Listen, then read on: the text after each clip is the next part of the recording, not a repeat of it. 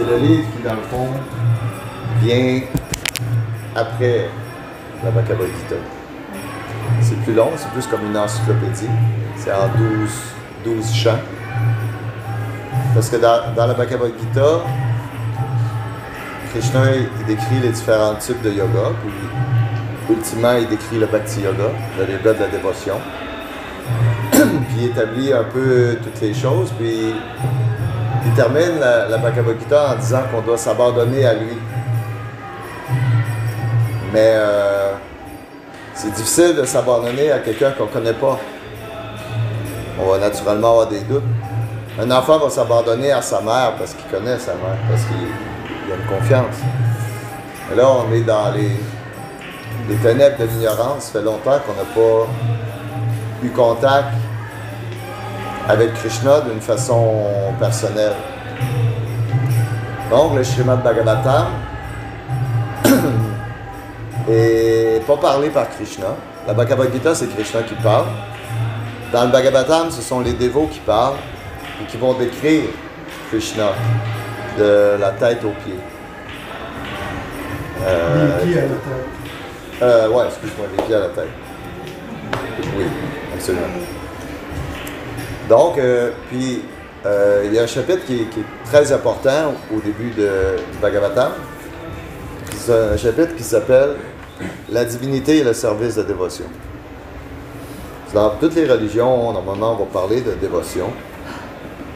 Mais ici, ça va être vraiment décrit très scientifiquement. Et bonjour. Ça va être Bhagavatam, deuxième chapitre.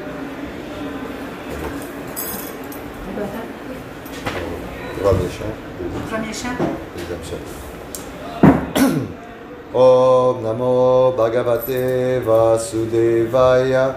Om Namo Bhagavate Vasudevaya. Om Namo Bhagavate Vasudevaya. Om Namo Bhagavate Vasudevaya. Om Namo Bhagavate Vasudevaya. Om Namo Bhagavate Vasudevaya. Donc, dans le Bhagavatam, c'est la réponse à 6 questions. Tous les grands sages de l'univers, ils se sont rassemblés au début de l'âge de Kali. L'âge dans lequel on vit est décrit comme étant l'âge de Kali. Des fois, c'est traduit l'âge de la querelle. C'est un âge où le mauvais karma prend le dessus sur le bon karma. Donc, depuis à peu près 5000 ans, après la bataille du Kurukshetra, l'âge de Kali est arrivé. Et puis, graduellement, toutes les bonnes qualités chez les humains ont commencé à disparaître. Les humains sont devenus de plus en plus perturbés, déviants. C'est décrit des fois comme étant l'âge de fer, l'âge de la querelle, l'âge de l'illusion, l'âge de Kali. Puis les sages, ils voyaient, c'est un peu comme quand le soleil est sur le bord de se coucher, tu sais que le soleil va se coucher, tu sais que la nuit s'en vient. Donc les sages, ils voyaient que l'âge de Kali était pour s'en venir. Puis, une des 6 questions qu'ils ont posées, c'est quelle est l'occupation ultime pour l'humain? Parce que dans tous les textes des Indes, on parle il y a une vingtaine de 20 000 textes sacrés à peu près. Donc c'est pour ça que c'est assez facile d'être confus dans tout ça. Dans chacun de ces textes, il y a différentes choses, des fois, qui vont être prescrites, différentes méthodes, différentes formes de yoga, différentes compréhensions. Là, les sages, ils voulaient, ils ont demandé à Sukadev Goswami, qui était la personnalité la plus élevée spirituellement qui était là, c'était quoi finalement l'occupation ultime? Il y a d'autres questions qui ont été posées, mais aujourd'hui, dans le fond, on va voir, c'est un peu comme le si, la semence de la réponse. C'est comme le résumé d'une réponse qui va être élaborée tout au long du Srimad Bhagavatam. Les 6 questions, ils sont comme discutés. Donc, on va lire ce verset aujourd'hui. Le 2e chapitre du Bhagavatam est du premier chant du Bhagavatam. Ça, c'est le Bhagavatam.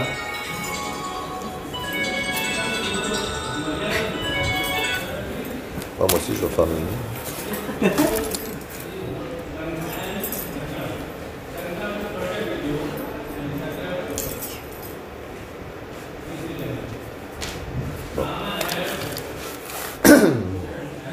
Donc, c'est un verset qui décrit l'occupation suprême pour l'humain.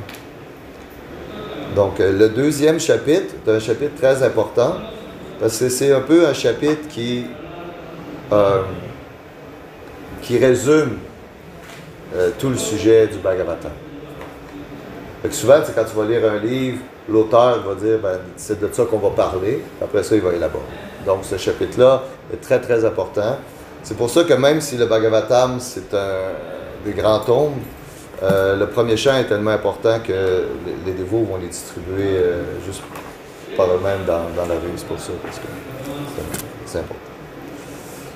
Donc, on va tenir ce simple. Je vais lire le sanskrit une fois, puis après ça, on va aller vers la traduction. Savaya pumsa paro dharmo yato bhakti radokchashe atukiya pratiyata yayatma suprasidati.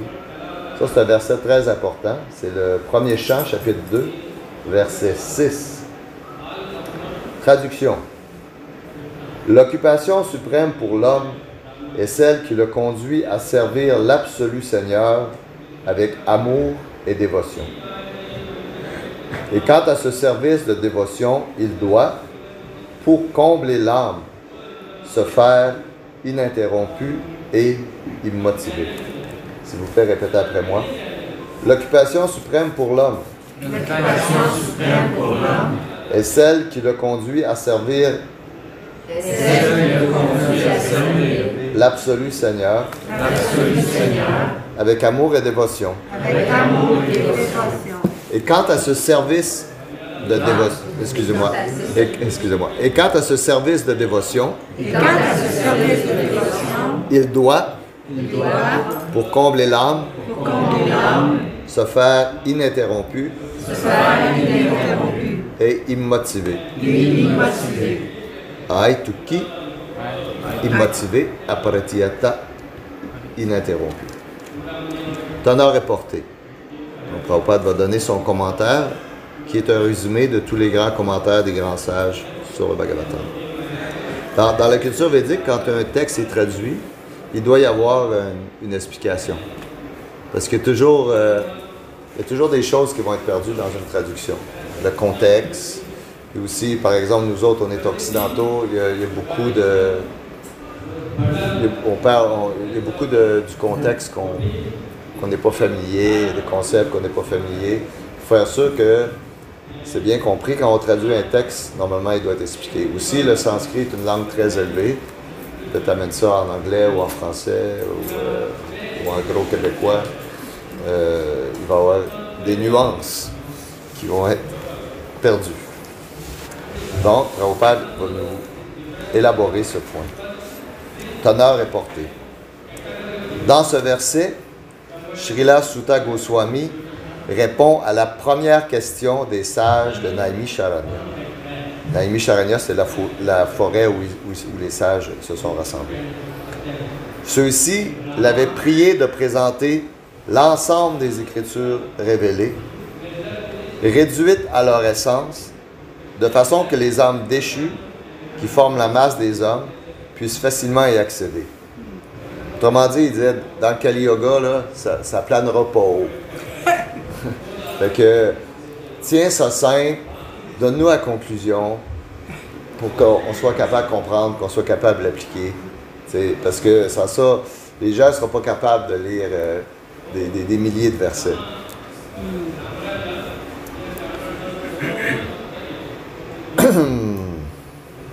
Les Védas indiquent deux voies de l'action pour l'homme. L'une inférieure, qu'on appelle Pravriti Marg, ou voie de la satisfaction des sens, et l'autre supérieure, qui prend le nom de Nivriti Marg, ou voie du renoncement, du sacrifice pour la cause suprême. Ça, c'est une raison, c'est que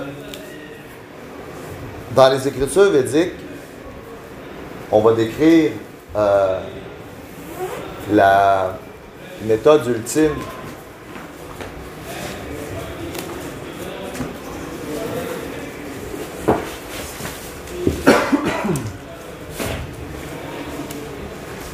dans les Écritures védiques, on va décrire la méthode ultime pour atteindre le but ultime.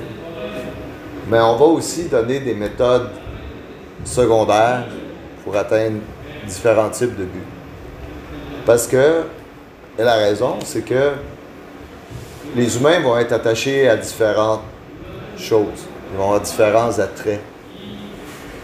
Donc, les Védas, c'est comme s'ils vont donner différentes portes d'accès matérielles pour que les gens se rapprochent des Écritures, pour que les gens se rapprochent de la connaissance. Par exemple, il y a des gens, ils vont commencer à toucher la connaissance védique, par exemple par l'Ayurveda. Ils sont malades. Là, ils vont commencer à apprendre l'Ayurveda. L'Ayurveda va les amener à, etc., etc.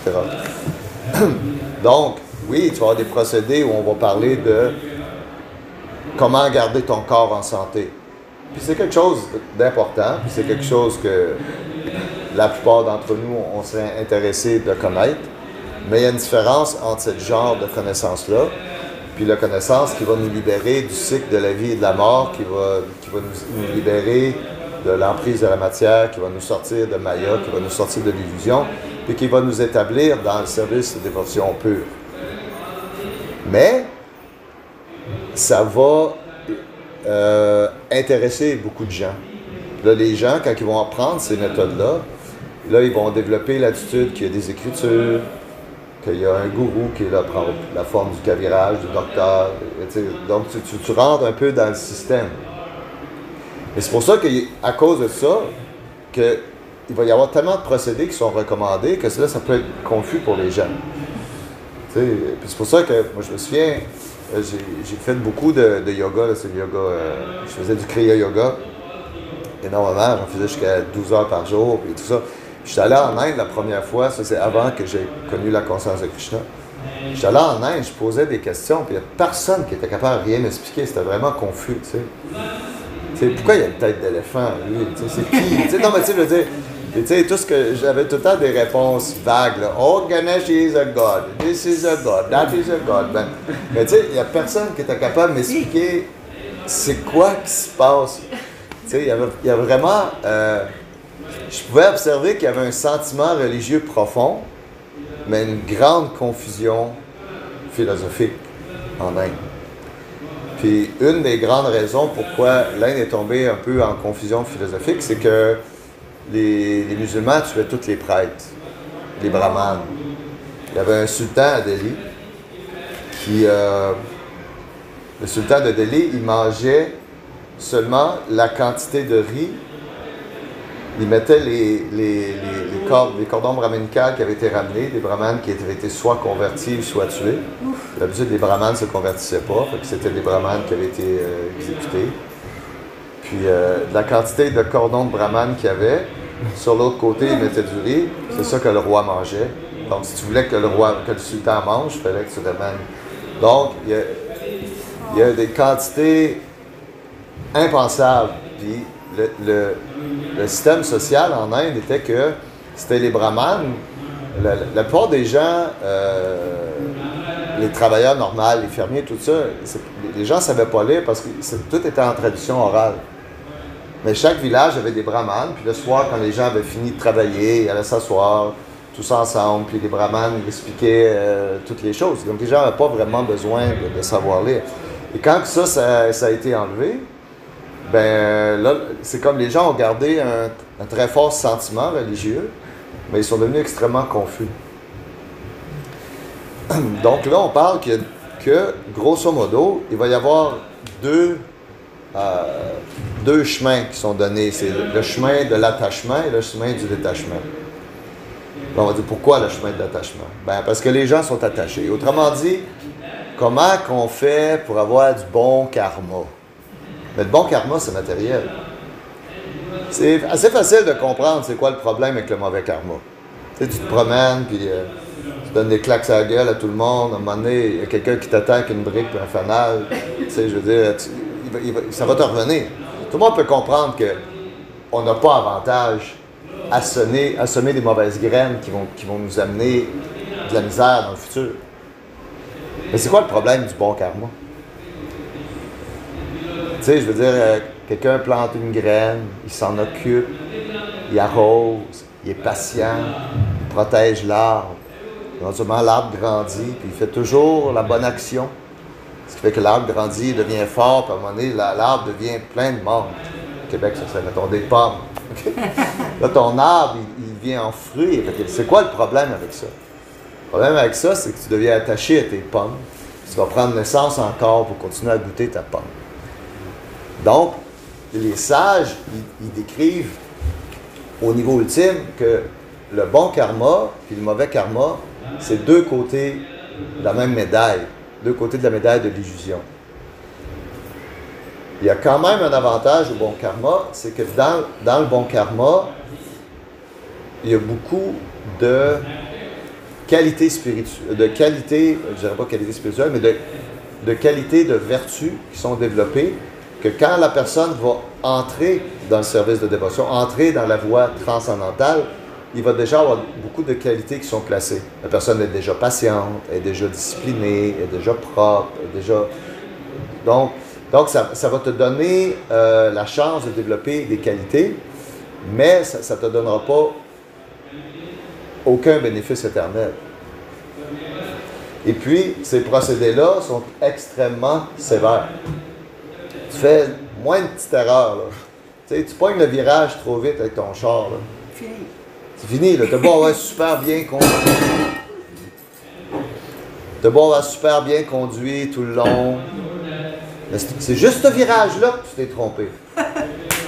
Ça vient de changer. Donc, ces procédés-là sont extrêmement ardus, puis ils vont te donner des bénéfices matériels qui sont des bénéfices temporaires. Bon, tu peux rendre culte à différents demi-dieux pour devenir riche, pour devenir puissant, tu sais, faites que mon petit ait des bons examens à l'école, tu sais, un peu cette mentalité-là religieuse, de comprendre que Dieu est là, mais de vouloir l'approcher pour des bienfaits matériels. Puis, Krishna, Dieu, la personne suprême, il n'est pas intéressé à ça. La seule chose Krishna n'a aucun intérêt pour le monde matériel. Tu sais, c'est comme un tas de vidange. Tu sais, aucun intérêt pour le monde matériel. Le seul intérêt que Krishna a pour le monde matériel, c'est les âmes qui y sont emprisonnées. C'est juste de ramener les âmes vers lui. C'est ça son intérêt. Puis, je suis pas emprisonné. Ouais, Prisonnier. c'est bon d'écouter. Donc, je vais reprendre un fil. Krishna, son intérêt. Donc, Krishna, son intérêt, c'est de retirer vers lui les âmes conditionnées. C'est le seul intérêt, dans le fond. Il est intéressé seulement par l'aspect spirituel du monde matériel, qui sont nous, dans le fond. Nous, on est des âmes spirituelles. On n'est pas composé d'énergie matérielle, mais on se retrouve aux prises avec l'énergie matérielle. Donc, lui, c'est cet aspect-là qu'il veut. Donc, il ne s'implique pas dans l'illusion. Autrement dit, si tu veux juste prier pour des bienfaits matériels, c'est comme parle à ma secrétaire, tu sais. Donc, c'est les demi-dieux. Donc, pour obtenir des bienfaits matériels, ça va être le culte aux demi-dieux qui va être prescrit. Bon, si tu veux vaincre ton ennemi, tu vas prier Shiva. Si tu veux éradiquer un obstacle, tu vas prier Ganesh. Si tu veux développer la puissance sexuelle, tu vas worshipper Indra. Tu sais, je veux dire, c'est tout des bienfaits temporaires, bienfaits matériels, qui n'ont pas vraiment de bénéfice ultime. Mais il y a des bénéfices, si on veut, transitaires. Dans le sens que, si tu veux rendre culte à Ganesh, ben, il y a un procédé, il y a un puja, il y a des mantras, tu as besoin d'un gourou, tu as besoin d'un prêtre, il y a une écriture.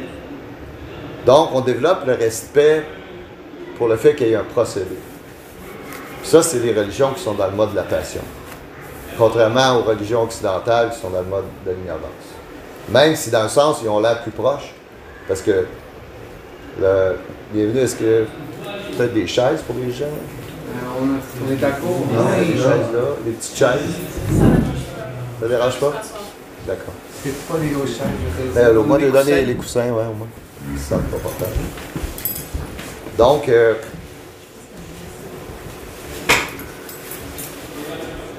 y a beaucoup de choses qui sont mises en place par les religions dans le mode de la passion. Tandis que dans le mode de l'ignorance, tu sais, on dirait que c'est plus proche de nous autres, tu sais, parce que les chrétiens, ils rendent culte à un seul Dieu, les juifs, ils rendent culte à un seul Dieu, les musulmans rendent culte à un seul Dieu. C'est très semblable, on peut dire philosophiquement, de la position qu'on a, mais beaucoup plus difficile de les amener à la conscience de Krishna qu'un hindou qui prie avec toutes sortes de rituels. Pourquoi? Parce que lui, il est déjà en contact avec les Védas. Il sait déjà que un respect pour les Écritures, il y a déjà le concept que ça prend un maître spirituel, il y a déjà le concept que ça prend des rituels, il y a déjà le concept que pour faire le rituel, il y a certaines choses, propreté, ponctualité, il y a déjà beaucoup de choses qui sont en place au niveau culturel, ce qui fait que c'est plus facile pour eux autres d'upgrader à la conscience de Krishna. Donc, ce procédé-là est appelé pravriti marg, ou le procédé qui va, dans le fond, juste augmenter tes désirs. Mais au lieu de courir après tes désirs sans savoir comment y arriver, là, tu vas courir après tes désirs et on va te dire comment y arriver. T'sais, autrement dit, si tu veux devenir très riche, il y a une méthode. Tu ne peux pas faire n'importe quoi, n'importe comment. Bon, tu peux avoir une méthode au niveau grossier, mais là, on va dire qu'il y a des méthodes aussi au niveau subtil, qui sont encore plus puissantes. Autrement dit, tu vas essayer de créer des bénédictions matérielles. Puis, le bénéfice là-dedans, c'est que tu vas comprendre, par ces procédés-là, que tout ce qui est bien, tout ce qui est providentiel qui va être dans ta vie, vient de la bénédiction d'une autorité supérieure.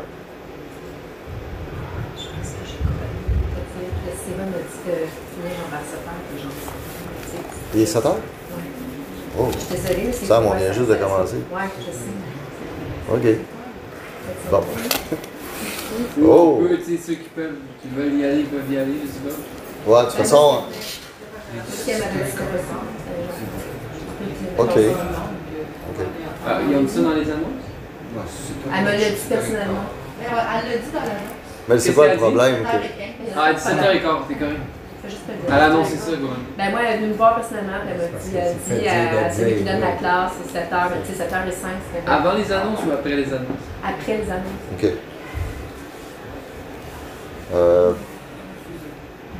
Est-ce que c'est dur de donner des classes à Montréal? Je m'excuse. C'est vraiment... C'est tough, man. C'est vraiment tough. Tu l'as l'affaire. C'est C'est très non, c'est intéressant, mais en tout cas, on devrait avoir un endroit, on devrait avoir, en tout cas, un peu de respect. Tout est en anglais tout le temps. Bon, donc ça s'appelle pravriti marg. C'est ça que Prabhupada décrivait. L'autre procédé, qui est le procédé qui va nous amener à la libération, qui va nous amener au service de dévotion pure, ça s'appelle nivriti marg, qui veut dire littéralement le procédé de l'abnégation ou du renoncement. Puis là-dedans, il va y avoir une gradation. C'est sûr que dans le purport, Prabhupada il voit le renoncement comme étant le service dévotionnel. Ce qui peut être aussi des fois ambigu parce que qu'est-ce que veut dire le renoncement? Il y a différentes formes de faux renoncement, des fois qui vont être promulguées par différents types de spiritualistes. On a un peu l'idée du renoncement comme l'ascète dans sa caverne, qui ne veut pas interagir avec le monde, qui est caché de tout, qui se coupe de tout.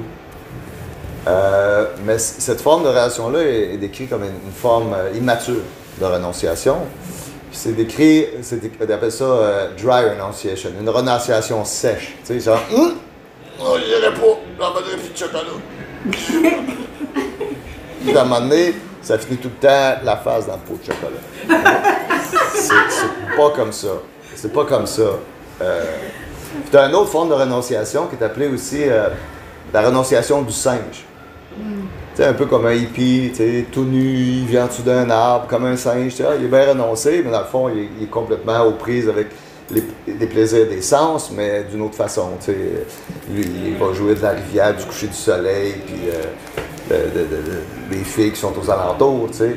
Mais c'est un peu comme un singe. Tu sais, je veux dire, le singe aussi, il n'y a pas de vêtements. Le singe aussi, il vit dans la forêt. Le singe aussi, il n'accumule pas de choses. On comprend? Mais c'est pas la forme. La forme de renonciation qui est privilégiée, qui est la bonne compréhension, c'est ce qu'on appelle yukta vairagya. Autrement dit, d'utiliser les providences qui nous sont données pour le service de Krishna.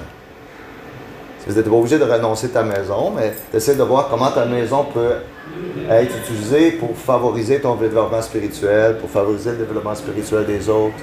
Si tu as de l'argent, comment tu peux l'utiliser pour te mettre dans une situation de plus en plus favorable à comprendre comment tu peux aider d'autres gens à s'éveiller. La même chose avec n'importe quoi. Donc, et ça va développer deux choses. De faire ça, ça c'est dans le fond, c'est le procédé du karma yoga. Puis ça va avoir deux side effects, conséquences. Hein? Les effets secondaires.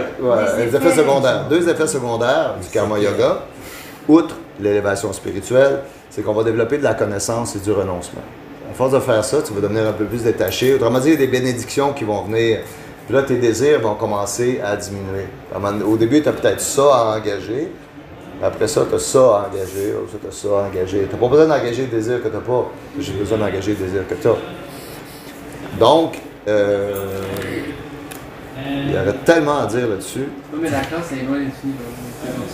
OK. On dirait que tu Parfait. Lui aussi, il a trouvé que c'était ça. Donc, ils disent les Védas indiquent deux voies de l'action pour l'homme. L'une inférieure, que l'on appelle Pravriti Marg, ou voie de la satisfaction des sens, et l'autre supérieure, qui prend le nom de Nivriti Marg, ou voie du renoncement, du sacrifice pour la cause suprême. Dans le fond, c'est ça qui est l'hindouisme, parce que quand on est arrivé dans l'âge de Kali, les gens, l'atmosphère, c'est comme des saisons de la conscience. C'est des saisons macroscopiques, si on veut, cosmiques.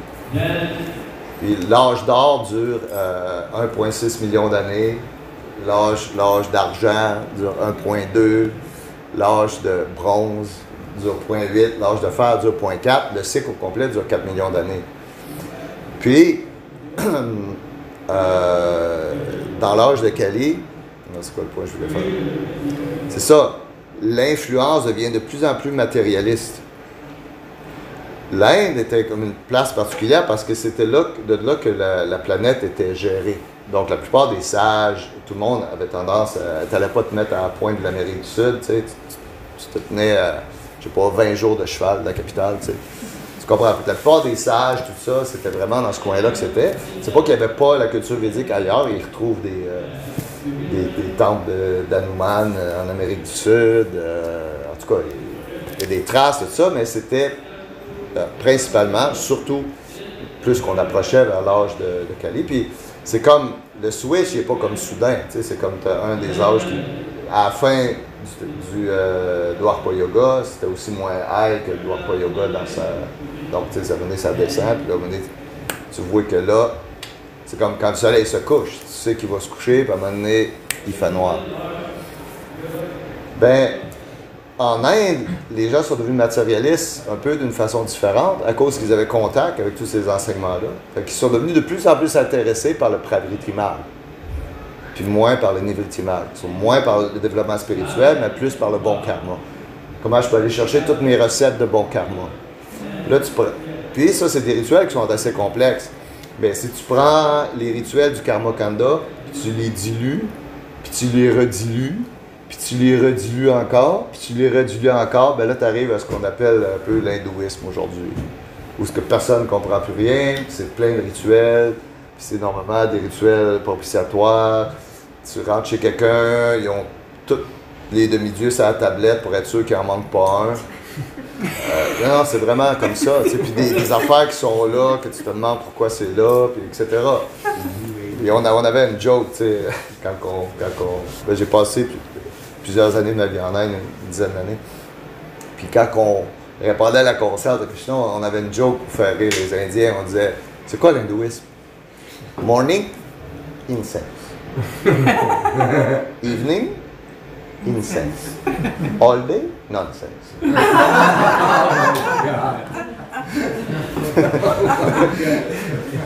Autrement dit, mais le sentiment religieux est resté très fort, sauf que, comme je dis, il y avait une confusion philosophique. C'est pour ça que en Inde, la conscience de Krishna développe très vite, parce qu'une fois qu'ils redeviennent en contact avec les enseignements, c'est très facile pour eux de les assimiler, parce qu'ils ont encore une culture. On dit, si tu grattes un peu, le dharma sort. Ils ont couvert un petit peu par la TV puis là, TikTok, là, mais si tu grattes, ça ressort. Et il y a vraiment une révolution spirituelle très immense qui est en train de se passer en Inde. C'est un peu pour ça qu'on a eu Ram, parce que là, ils ont réétabli le temple de Ram. Après, ça a pris des années. C'est un temple qui a été détruit durant les temps des invasions musulmanes, etc. Donc, Pravriti Marg, quoi je voulais faire?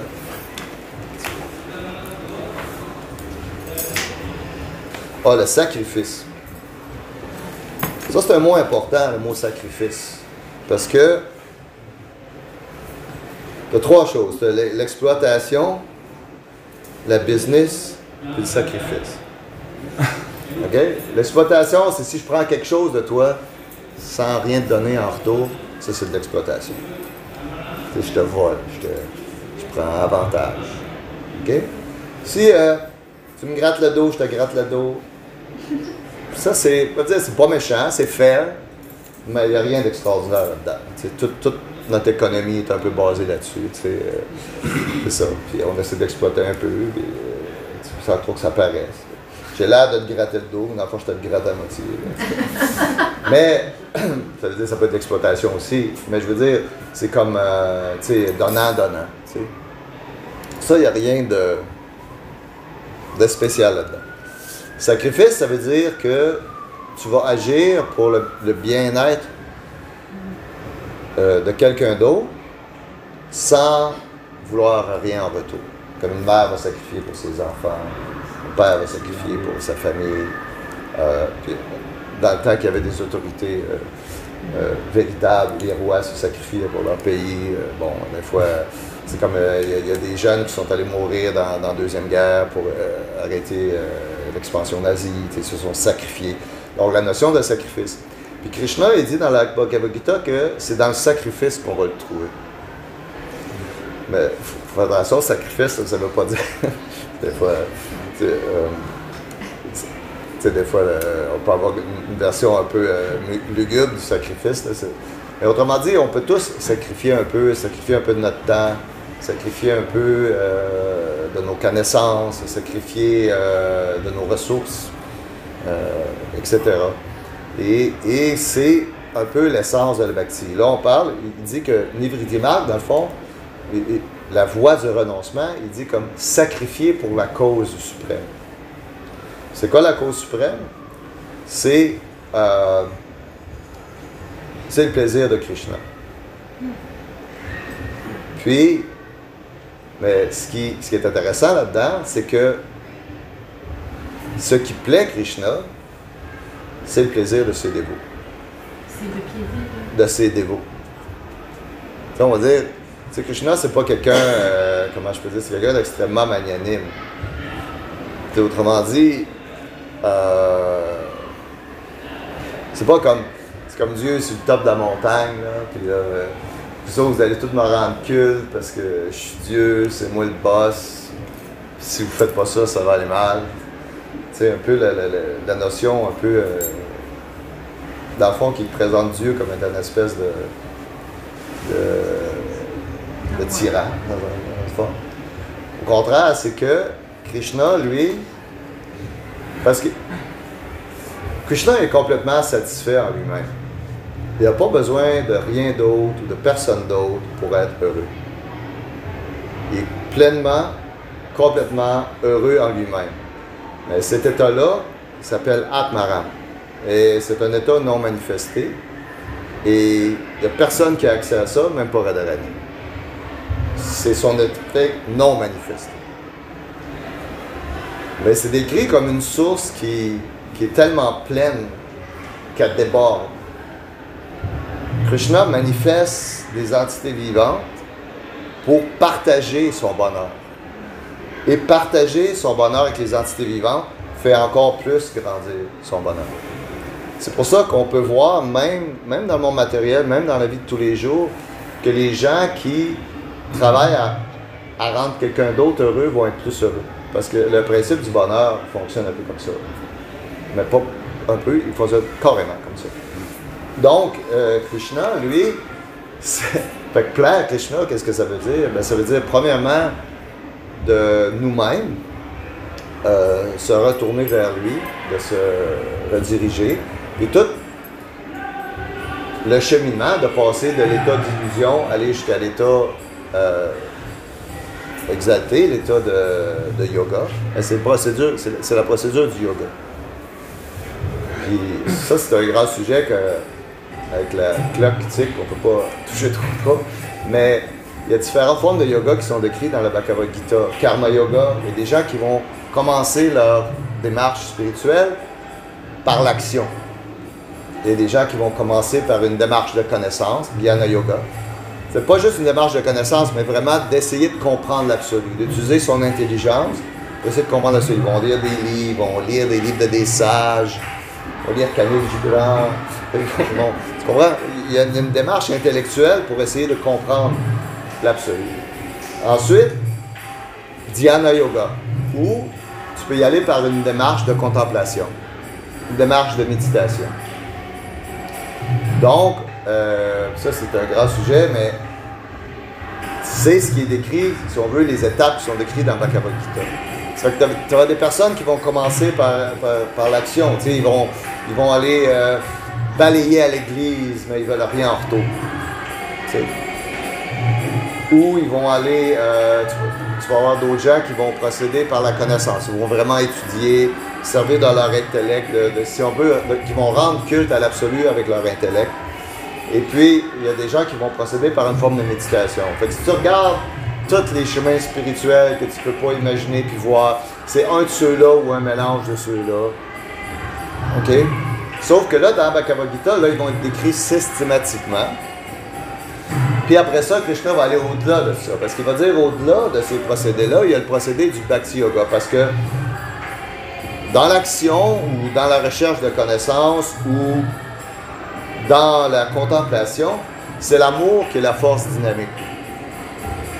Tu ne peux pas vraiment faire beaucoup pour une cause ou pour les autres s'il n'y a pas un sentiment en arrière de ça. Même chose, tu ne peux pas vraiment étudier s'il n'y a pas une curiosité, un amour profond de connaître. Tu ne peux pas contempler quelque chose pour lequel tu n'as aucun attrait. Donc, Krishna a ça dit que oui, puis cet amour-là, sous sa forme pure, c'est la bhakti, c'est l'amour pour Krishna. Puis l'amour pour Krishna veut dire l'amour pour Krishna et sa famille, qui est dans le fond toutes les entités vivantes. D'un fois, on va pouvoir dire aussi, autrement dit, à la fois les entités vivantes qui sont en relation avec Krishna et les entités vivantes qui nient leur relation avec Krishna. Les deux font partie d'un concept. Parce que Krishna a de l'amour pour toutes ces entités vivantes. C'est juste que Krishna, il y a un problème. C'est qu'il, même s'il a tous les pouvoirs, tu sais, quand tu rencontres quelqu'un qui est extrêmement raffiné, ils vont être très gentils. C'est pas des gens qui s'imposent. C'est pas des gens qui essaient de contrôler. Tu sais, quelqu'un que tu vas voir, wow, cette personne-là est vraiment merveilleuse. C'est des gens qui ont beaucoup de respect. Donc, Krishna, le problème, c'est qu'un, il sait tout. C'est qu'il sait exactement ce qu'il y a dans ton cœur. Fait qu'il voudrait s'approcher, mais ton cœur écrit « Non! Va-t'en! Va-t'en! Va-t'en! » Fait que là, ou « J'aime mieux ça que toi. J'aime mieux mon skateboard que l'absolu. » Tu comprends? Donc, Krishna, il respecte. Il dit « OK. » Fait que Krishna, il attend. Il attend. Mais les dévots, eux autres, ils savent pas tout. Les dévots ne savent pas tout. Fait qu'eux autres, ils s'en foutent. Que tu ne veux pas y aller, ils vont essayer de t'amener pareil. C'est pour ça que la miséricorde arrive par les dévots. Et c'est pour ça que Chaitanya, pour être capable de donner la miséricorde, il faut qu'il prenne la forme de Dieu. Parce que c'est Radharani dans le mot de pédale. C'est pas mal ésotérique, mais... Donc, pour en arriver, le Bhakti Yoga est le yoga de la dévotion. Puis, des fois, il y a certains types de yogis qui vont abaisser la dévotion parce qu'ils pensent que c'est plus naïf, parce que c'est plus facile. C'est à la fois plus facile et plus puissant, parce que c'est ça le point. Tu sais, je veux dire, c'est quoi le point principal de la religion? C'est de revenir à... Tu sais, c'est quoi l'affaire que tu dois te rappeler au-delà de toutes les autres affaires? Il y a un point central. C'est de servir Dieu avec amour et dévotion. C'est ça qui est la bhakti. Fait que c'est pas naïf. En fait, c'est le point qui est le plus défendu philosophiquement. Jiva Goswami a écrit 1 million de versets. 1 million de versets. C'est un sanskrit qui est tellement élevé, c'est plus élevé que le sanskrit de Vyasadeva. Il n'y a personne... tu peux prendre n'importe... Les Mayavadis sont capables de prendre toutes sortes de textes, puis en jonglant avec le sanskrit et donner d'autres significations que la signification originale. Ils sont incapables de faire ça avec Jiva Goswami, parce que peu importe où ce que tu coupes la phrase, comment tu arrives, comment tu reprends, ça signifie tout le temps. Donc, la quantité de connaissances qui est exprimée est ahurissante. Il y a des textes de Jiva Goswami qui ont été enterrés parce qu'il n'y a personne dans l'univers qui peut comprendre de quoi que ça parle. C'est des personnes qui sont prêtes. Granta Samadhi à Vrindavan, ils ont enterré les livres. Je veux dire, même les demi-dieux, c'est des choses qui ont été écrites pour les Goswami entre eux autres. Donc, ça, c'est des âmes très particulières. Là. On trouve tellement de choses qu'on n'a tellement pas de temps pour rentrer dans ces sujets. Donc, même si ça semble une idée très simple, parce que la conclusion des Écritures est tellement simple que même un enfant peut la comprendre. Tu peux dire à un enfant, si tu joues avec Krishna, Krishna va jouer avec toi. C'est pour ça que pourquoi que le procédé devient... Pourquoi vous chantez tout le temps le même mantra? Parce que c'est le Mahamantra. C'est le mantra que, OK, quand tu as compris tous les procédés secondaires, tu comprends que c'est juste le bébé braille, la mère vient. C'est aussi simple que ça. C'est pour ça que c'est une prière à la mère, c'est une prière à Radharani, mais on prie simplement que, tu sais, OK, je suis dans l'illusion, engage-moi dans ton service jusqu'à temps que je vais être capable de te servir de façon immotivée et ininterrompue. C'est ça que ça dit dans le verset. Oui, il y a le service de dévotion, tu sais, on le fait tous, tout le monde qui est ici pratique le service de dévotion à différents niveaux. Mais on ne pratique pas le service de dévotion qui est complètement immotivé, puis qui est complètement ininterrompu. Ça, c'est le but. Donc, chanter le Mahamantra, on demande à Krishna de nous élever vers cette position-là. Là, ça vient de changer toute la dynamique, parce qu'avant, tu disais « Ah, je veux pas que tu viennes. » Mais là, on dit « Je sais que je veux pas que tu viennes, mais viens pareil. » Fait que là, Krishna, il a donné une carte blanche. Là. Puis Krishna, il a tous les pouvoirs. Fait que là, tu viens de donner carte blanche à quelqu'un qui a tous les pouvoirs. Ça veut dire que, techniquement, à partir de ce moment-là, tu es libéré. C'est juste comme un ventilateur qui est déplugué. il va tourner pendant un bout de temps, ça veut dire que tes désirs, ton samsara va continuer pendant un bout, mais t'es comme sorti du monde matériel. Là, c'est comme, là, tu m'as appelé, j'ai un plan pour toi. Fait que là, tu sais, là, il y a des affaires qui peuvent arriver, tu perds ta job, tu perds ton char, tu perds tout te tombe sur la tête, puis là, il y a quelque chose qui arrive, puis là, bam, tu sais, il va faire en sorte de créer la situation que tu vas être capable de t'abandonner, puis il va t'emmener les guides pour pouvoir comprendre, puis avancer. Puis, mais le point va toujours être le même, qu'on doit atteindre le service de dévotion pure. Et toutes les autres connaissances sont juste des connaissances qui vont nous être amenées pour clarifier ce point, pour nous renforcer, pour nous donner des guides, pour nous donner des façons de procéder. Puis on va finir par relire le verset à la lueur de ce que nous avons discuté. L'occupation suprême pour l'homme est celle qui le conduit à servir l'absolu Seigneur avec amour et dévotion.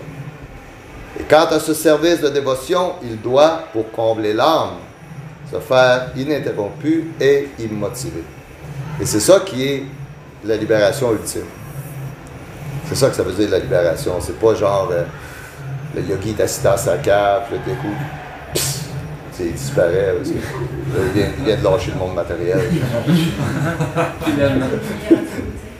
Alors, c'est pas exactement comme ça que ça se passe. C'est ça. L'idée, c'est vraiment de s'absorber.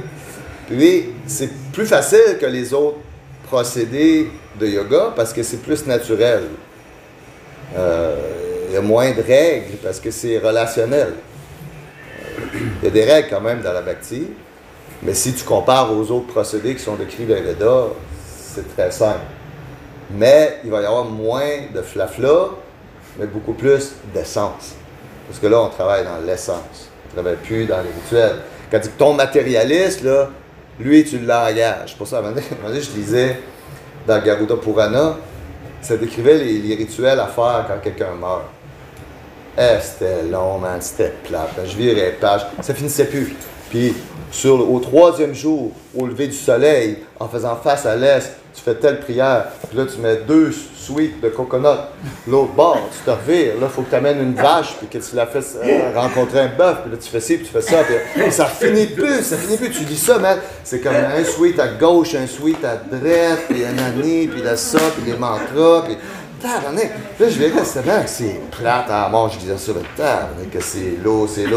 Puis là, tu arrives à la fin, enfin, il y a juste un verset, il dit, mais si c'est un Vaishnav, un peu d'autres gages, puis une feuille de classe. Fait que là, tu comprends, aïe aïe. Oh, oui, ben, tu comprends que... Fait que là, le point que tu es supposé catcher, c'est... Pourquoi ils l'ont si facile, les Vaishnavas? C'est quoi un Vaishnav? Qu'est-ce que ça veut dire, un Vaishnav? C'est comme... Le gars, il est déjà en relation. Mais ton matérialiste, lui, c'est juste quand il y a des choses comme ça. C'est juste quand il y a un problème, ou quand il veut de l'argent, ou quand il faut qu'il se marie, ou quand il... Tu sais, qu'il va faire des rituels. Tu mets le rituel le plus long possible pour le tenir occupé le plus longtemps possible. Tu comprends? Parce que dans ça, il va aller... Tu sais, faut que tu engages son mental. Tu sais, faut que tu le tiennes. Tu sais, bon, tu sais, faut que tu les tiennes occupés. Ben, les matérialistes, faut que tu les tiennes occupés. Quand pour les dévots, le rituel, il va être plus simple, quoique pas nécessairement. Ça peut aller loin aussi. Tu sais, comme à un moment donné, il y avait eu des rencontres, tu sais, un peu avec les autorités du Gurukul à Mayapur, tu sais, qui étudiaient le système de worship de... Je pense que c'est Vishwanath Chakravarti. C'est qui a fait le système de worship? Ben, c'est Goswami. Gopal Bhatta? Ouais, Gopal Bhatta. Puis, c'est parce que les rituels, mettons, si tu vas à Tirupati, puis tu vois les Shri Vaishnav, les rituels sont super complexes, tu sais, ça a l'air plus gros au niveau du rituel. Dans le fond, c'est qu'ils vont faire la même affaire 20 fois. Tu sais, ils vont dire, là je tape de l'eau, là je tape de l'eau, là je tape de l'eau. Tu comprends? Fait que là, le rituel a l'air plus complexe. Sauf qu'à un moment donné, quand ils ont passé les livres de Gopal Bhatta, le Goswami de Tirupati, c'est d'aller ça. Ils ont mis ça là parce que tout est personnel. Tu comprends? Fait que là, c'est comme, tu dis pas la même affaire 15 fois, Krishna, là, peut-être t'arrives, il y a une façon, tu craques une joke, tu sais. C'est tout. Non, c'est ça, ben, je veux dire, c'est des rituels qui représentent un paquet d'affaires Tu sais, que dans le fond, c'est beaucoup plus complexe. Mais tu ne serais pas obligé. Parce que Krishna, lui, l'importance, c'est ton désir d'être en relation. C'est pour ça qu'il y a les deux états. On appelle Bahir Mukha, c'est savoir le visage tourné vers l'externe. Ou Bhaktisiddhanta disait de sensual gaze of inspection. Y a-tu de quoi pour moi ici? Tu comprends? Sensual gaze of inspection. Puis c'est Bahir Mukha, avoir tourné, ou Antar Mukha, ça veut dire le visage tourné vers le cœur, le tournage tourné vers Krishna. Il n'y a pas de troisième option. Tu es soit tourné vers Krishna, soit dans le monde matériel.